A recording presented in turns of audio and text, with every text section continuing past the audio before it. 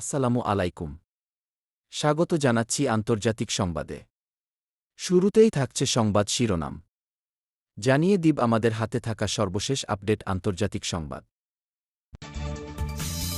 আশুলিয়ায় জুটের গোডাউনে আগুন এখন নিয়ন্ত্রণে।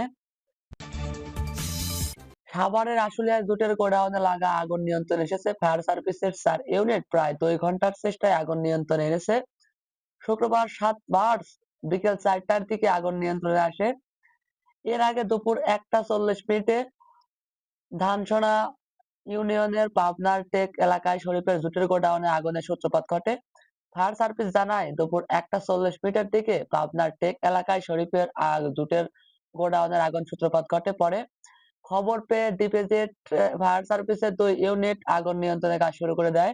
আগুনের তীব্রতা বেশি থাকায় জি12 মডার্ন ফায়ার সার্ভিসের আরো ২ ইউনিট ঘটনাস্থলে এসে আগুন নিয়ন্ত্রণের কাজ শুরু করে। পরে প্রায় ২ ঘন্টার চেষ্টায় আগুন নিয়ন্ত্রণে আনতে সক্ষম হয় ফায়ার সার্ভিসের ৪ ইউনিট।